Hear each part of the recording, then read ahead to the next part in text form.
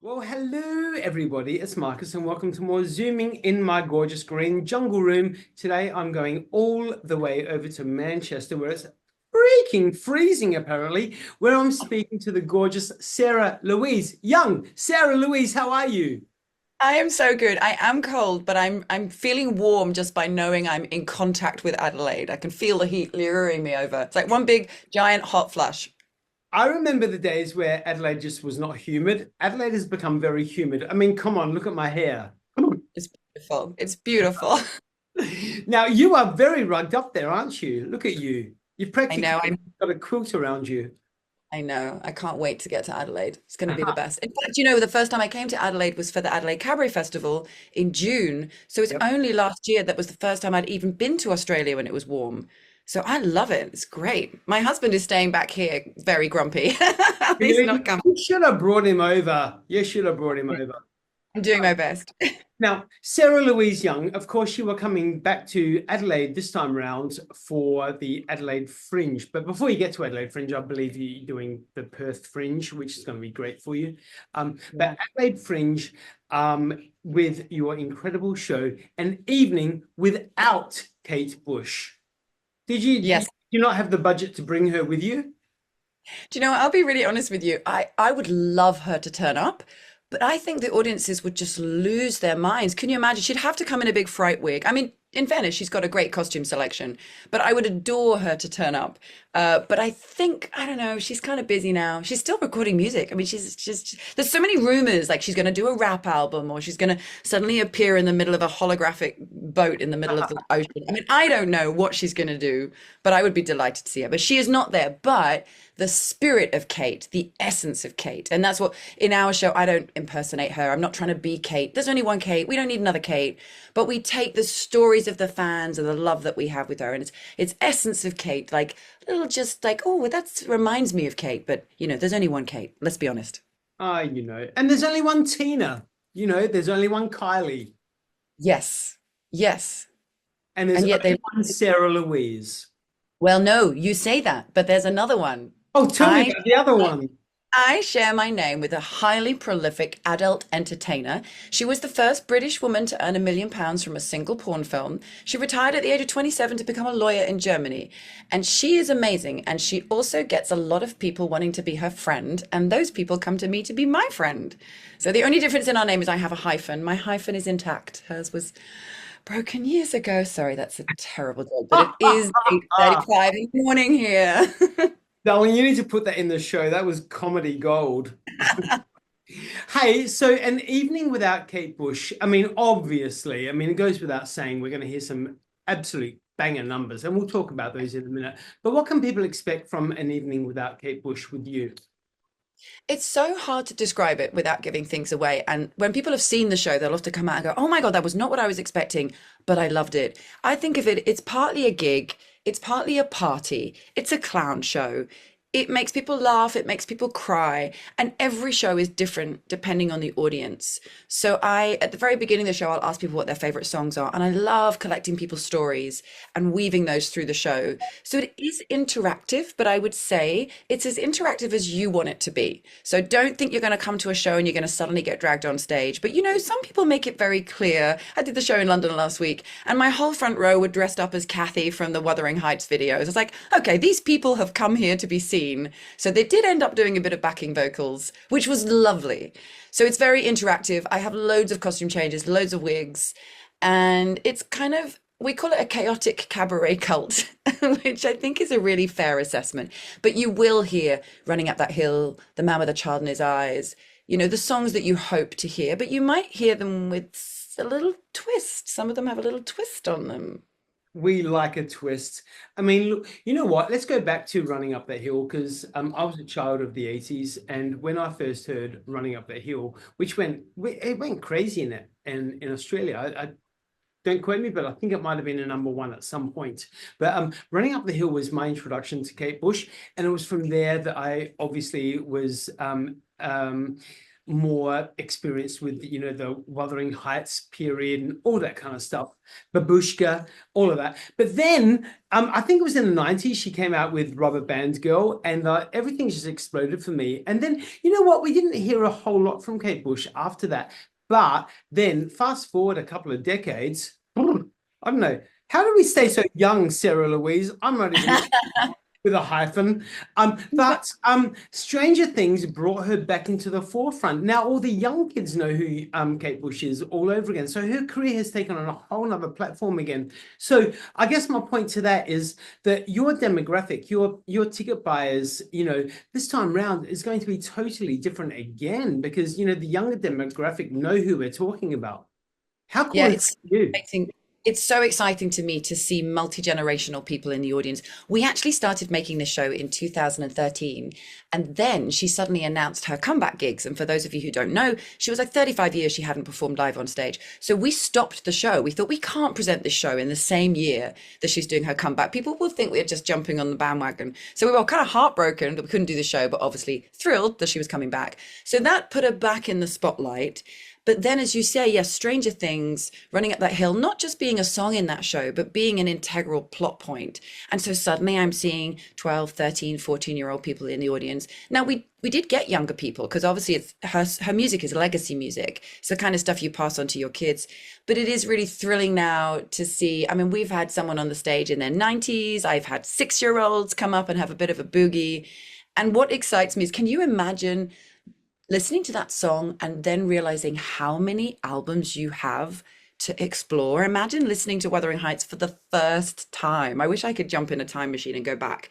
And as I love Rubber Band Girl, I love Babushka. And it's interesting you say that 12-year gap. It was a 12-year gap between the Red Shoes and Ariel when she became a mum.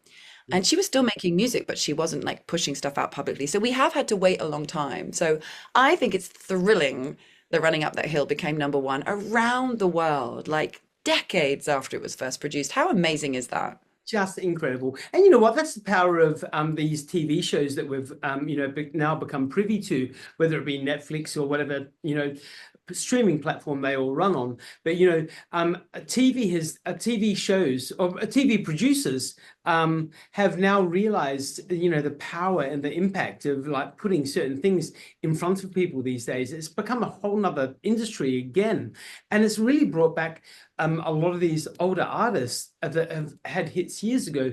And because Running Up the Hill got on the charts again. It was incredible. Incredible. And I think what's interesting for fans of Kate Bush is that she was involved. So she wouldn't just give her song to anyone. She really like cared about the storyline. I'm sure she could have given her music to 100 things over the years. But I think the fact that it ended up being, I mean, no spoiler, if you haven't seen Stranger Things, switch off your ears. But it saved the day, this song, the power of music. So yeah, no more spoilers for Stranger Things. So everyone, 18th of February to the 23rd of March, the whole run of Adelaide Fringe in the Garden of Unearthly Delights, an evening without Kate Bush. Make sure you get onto adelaidefringe.com.au and get your tickets. But let's talk about some of the songs. So what was the song that really signed it off for you that you were going to be a fan of Kate Bush for the lifetime? Oh, well, I mean, like lots of people, I heard Wuthering Heights for the first time. I was nearly 4. So although I don't know how much I filled this in from sort of romantic memory, but I do remember dancing around the living room like a lunatic. But for me, it was the Hounds of Love album. It's just got so many bangers on there. And there's something about the kind of the pumping bass of her music. It gets into your body. And when we're sound checking the show in every venue, I always say to the team, if you can't feel your stomach vibrating and the floor vibrating, this show is not loud enough. Like the bass is just so amazing. But then as I've got older, and I think a lot of people have this, they have like a different album for different eras of their lives. Yeah. And so as I've got older and the things I'm thinking about have changed, certain songs have drifted back in, and I love Under the Ivy. I think the lyric of that is just so beautiful. It's also the name of an amazing music biography about her by Graham Thompson. I'm not on commission. It's just a brilliant book. We start the show with And Dream of Sheep, which is so beautiful. And I remember seeing the video, which she recorded in a flotation tank live. And then I think she got hypothermia. I mean, it was crazy. but there's this delicate song. So that you've got those ones that mean you got to leap around, you got to dance. But I love those ballads. I love those songs that are so intimate that you feel like you've kind of climbed inside her voice and curled up in a forest glade. Um, Sarah-Louise Young, tell me when you come back to Adelaide, because it's been almost a year since you've been here, almost. Maybe no, maybe 8 months. But when you come back to Adelaide, what are you looking forward to doing? Whether it be a beach, a bar, a restaurant, a cafe, coming to visit me, whatever. What are you looking forward to doing? I'm looking forward to seeing my friends because I've been so lucky that I've been in Adelaide several times before, and I've been in now in the summer and in the autumn, and there are beautiful, beautiful things to do. I probably will go and cuddle a koala. And I would love to try some of your beautiful wine on my day off. But really, it's one of those things. I spend so much time on my own traveling around, and it's one of the most beautiful things about the Adelaide Fringe is it's this coming together of incredible, talented people who I only get to see at these festivals. People like Monsky Mouse with her baby disco cabaret, and lovely Charlie Watts, who is a very up and coming performer. I met her first at the Adelaide Cabaret Festival. So there's these lovely people that I know I'm going to get to see and hang out with and just enjoy. I love Adelaide. I mean, I've seriously spoken to my partner about moving to Adelaide. Like, we're working on it. We're working on it. Wow. And how is he being in regards to that? Is he receptive? He's very, very supportive of me being away. I have two beautiful stepsons, and so at the moment, while they're still at school, it might be irresponsible to just move to the other side of the world. But all my grandparents are from Australia, so I always wanted to go there, and I think I'm the first person of my brothers and sisters I haven't got any sisters. I'm the first person in my siblings to go to Australia. And I do get there and feel like something here feels right. Something feels like home. It's very strange. I can't quite put my finger on it, but Like that. Now, have you been to the Edinburgh Festival before? I have been to the Edinburgh Fringe Festival 27 times. Good. No, this is my tired brain. I've been to the Edinburgh Fringe for 27 years. Yeah. And I have been, I think we worked out it was 17 or 18 times, 41 shows. It's where I came as a student and fell in love with theatre. And I would say the two most important things in my career were the Edinburgh Fringe and the Adelaide Cabaret Festival. Because the Edinburgh Fringe allowed me to be experimental, make mistakes, develop my craft. And then I did a show called Cabaret Whore, which got picked up for the Adelaide Cabaret Festival back in 2010 when lovely Lisa and David Campbell were the artistic directors. Yeah. And coming to Adelaide and being nurtured and supported, that then I got a commission to make a show about Julie Andrews, and everything unraveled to the point where we are now. So I love the Edinburgh Fringe, and I am now, for my sins, on the board of directors.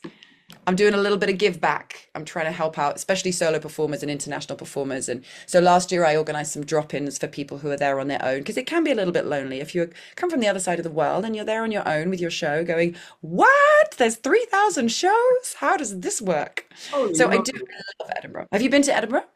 I actually have not yet, but that's on my bucket list. Absolutely. Okay, well, if you come, you have to let me be your guiding tour and show you where to get the best haggis and the best view of the city.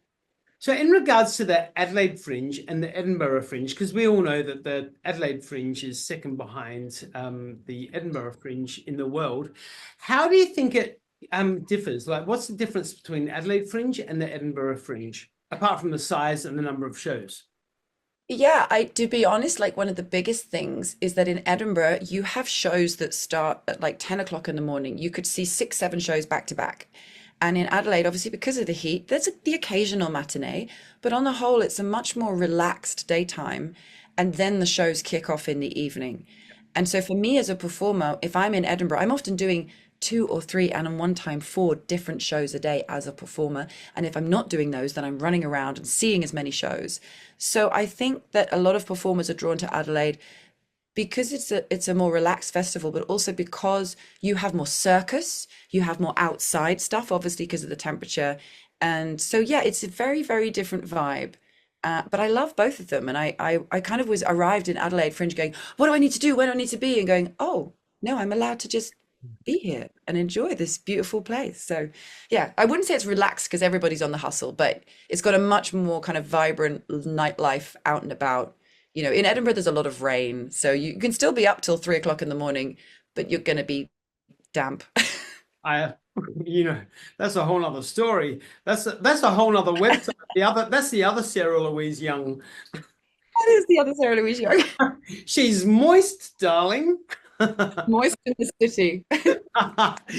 Hey, before we wrap up, please tell us, what can everybody expect to walk away feeling after seeing, an evening without Kate Bush?